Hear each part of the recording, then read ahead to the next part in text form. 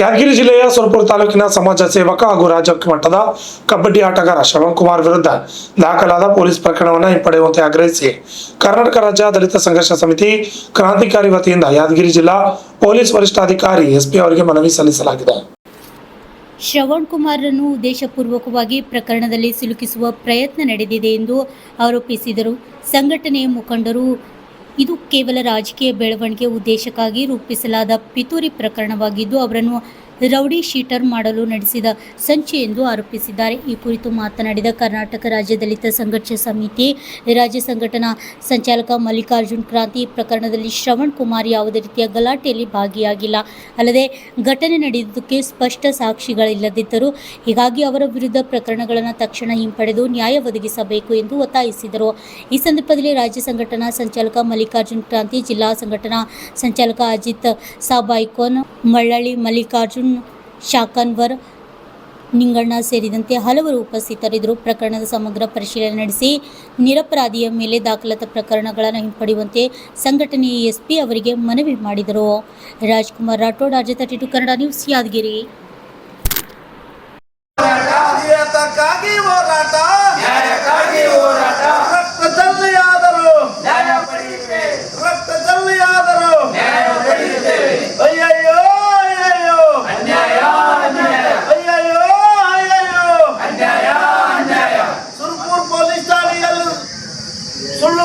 ಸುಳ್ಳು ಮೊಕದ್ದಮೆ ಹೂಡಿ ರೌಡಿ ಶೀಟರನ್ನು ಓಪನ್ ಮಾಡುತ್ತಿರುವ ಸುರಪುರ ಠಾಣೆ ಅಧಿಕಾರಿಗಳಿಗೆ, ಅಮಾಯಕರ ಮೇಲೆ ರೌಡಿ ಶೀಟರನ್ನು ಓಪನ್ ಮಾಡುತ್ತಿರುವ ಸುರಪುರ ಪೊಲೀಸ್ ಠಾಣೆಯ ಅಧಿಕಾರಿಗಳಿಗೆ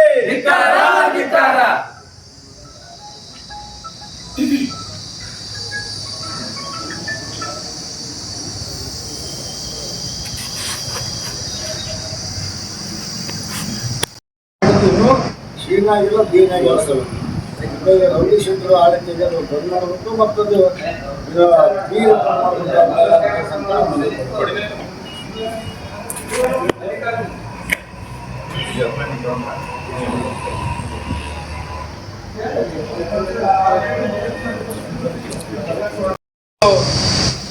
ನಮ್ಮೆಲ್ಲರ ಹಿರಿಯರ ಮಾರ್ಗದರ್ಶನ ಆಗಿರ್ತಕ್ಕಂಥ, ನಮ್ಮೆಲ್ಲರಿಗೆ ಮಾರ್ಗದರ್ಶಕರಾಗಿರ್ತಕ್ಕಂಥ ಹಿರಿಯರಾಗಿರ್ತಕ್ಕಂಥ ಮಲ್ಲಿಕಾರ್ಜುನ್ ಕ್ರಾಂತಿ ಸಾಹೇಬ್ರೆ ಮತ್ತು ಪ್ರಗತಿ ಎಲ್ಲ ದಲಿತ ಸಂಘ ಸಮಿತಿಯ ಸುರಪುರ ಮತ್ತು ಯಾದಗಿರಿ ಜಿಲ್ಲೆಯ ಪದಾಧಿಕಾರಿಗಳೇ ಮತ್ತು ಕಾರ್ಯಕರ್ತರೇ, ಬಂಧುಗಳೇ, ಸುರಪುರ ಠಾಣೆಯ ಬಗ್ಗೆ ಹೇಳಕ್ ನಮ್ಗೆ ನಾಚಿಕೆ ಬರ್ತದೆ. ಯಾಕಂದ್ರೆ ನಾವೇನು ಹೇಳೋದ್ರ ಸ್ಥಿತಿಯಾಗಿ ಬಂದದ್ದು.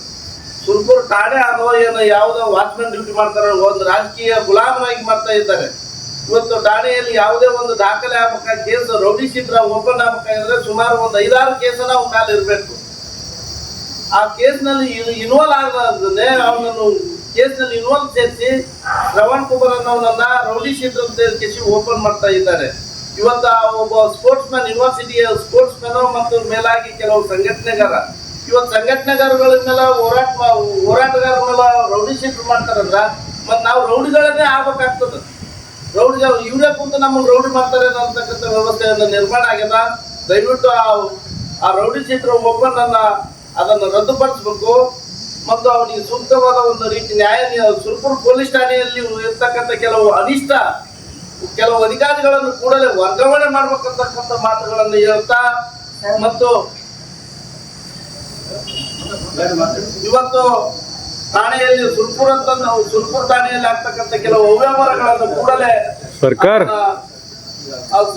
ಆ ಠಾಣೆಯನ್ನೇ ತಮ್ಮ ಎಸ್ಪಿ ಅವರ ದತ್ತುತ್ವ ಹೋಗ್ಬೇಕನ್ನೋ ಮಾತುಗಳನ್ನು ಹೇಳುತ್ತಾ ಮತ್ತು ಈ ಒಂದು ಬೇಡಿಕೆಯನ್ನು ಉದ್ದೇಶಿಸಿ ನಮ್ಮ ಹಿರಿಯರಾಗಿರ್ತಕ್ಕಂಥ ಮಲ್ಲಿಕಾರ್ಜುನ್ ಕ್ರಾಂತಿ ಸಾಹೇಬರು ಮಾತಾಡಬೇಕಾಗಿ ವಿನಂತಿ.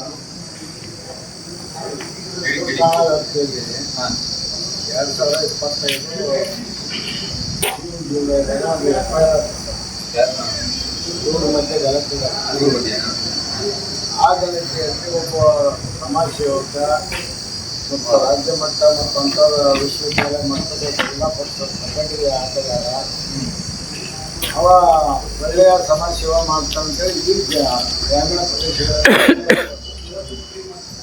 ಏನು ತಪ್ಪು ಮಾಡಿದ್ರೆ ಕಳೆದ ಸಾಲಿನಲ್ಲಿ MLA ಎಲೆಕ್ಷನ್ಗೆ ಸ್ಪರ್ಧೆ ಮಾಡಿದ. MLA ಎಲೆಕ್ಷನ್ ಸ್ಪರ್ಧೆ ಮಾಡಿದಂತಾಗಿ ಒಂದು 2 ರಾಜಕೀಯ ಪಕ್ಷದವರು ಬಿಟ್ಟು ಮತ್ತು ನಾಳೆ ನಮ್ಗೆ ಅಡ್ಗಾರ ಆಗ್ತಾನೆ ಅಂತ ತಿಳ್ಕೊಂಡು ಆ ಗಲಾಟೆಯಲ್ಲಿ FIR ಮೇಲೆ ಕ್ರಮ ಸಂಖ್ಯೆ 1 ಆರೋಪ ಮಾಡಿದ್ರು ಶ್ರವಣಕುಮಾರ್ ಅಂತೇಳಿ. ಒಂದೇ ಕೇಸಿಗೆ ಇವತ್ತು ರೌಡಿ ಶೆಟ್ಟರು ಹಾಗೆ ಜೈಲಿದ್ದಾರೆ. ಅದೇ ನಮ್ಮ ಮನೆ ಏನಂತಂದ್ರೆ ಅವ್ರು ಆ ಜಾತಿ ಒಂದಿರಲಿ ಒಳ್ಳೆ ಮನುಷ್ಯರಿಗೆ ಗೌರವ ಕೊಡ್ರಿ, ಪ್ರೋತ್ಸಾಹ ಕೊಡ್ರಿ, ನಮ್ಮ ಸರ್ಕಾರ ಸರ್ ಆ ಸುತ್ತಮುತ್ತ ಠಾಣಾಧಿಕಾರಿಗಳು ಏನು ಹೇಳ್ತಾರೆ ಅದು ಫೈನಲ್ ಆಗಿ ಮಾಡಕ್ಕೆ ದಯಮಾಡಿ ಮೊನ್ನೆ ಒಂದು ಗಲಾಟೆ ನಾಗರಾಜ್ ಅಂತೇಳಿ ಆದ ನನ್ನಲ್ಲಿ ಒಂದು ಯಾಕೆ ಕೊಡ್ತೀನಿ ಮಾಜಿ ಸಚಿವರು ಕೇಳಿದ್ರೆ ಅವ್ರಿಗೆ ಬರೋದು ಅಲ್ಲಿ ಜಾಸ್ತಿ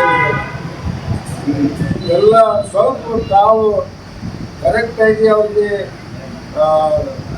ವಿಚಾರಣೆ ಮಾಡಿ ಬಂದೋಬಸ್ತಿನಾಗೆ ಇಟ್ಟಕೊಂಡು ಆಫೀಸರ್ಗಳ ಕೈ ಕಾನೂನು ಬಾರಿ ಕೆಲಸ ಮಾಡಲ್ಲ. ಅದಕ್ಕೆ ಇವತ್ತು ನಮ್ಮ ಬೀಳಿಗೆ ಏನಂತಂದ್ರೆ ಶ್ರವಣಕುಮಾರ್ ಮೇಲೆ FIR ಆಗಿದೆ, ಚಾರ್ಜ್ ಶೀಟ್ ಆಗಿಲ್ಲ. ಆ FIR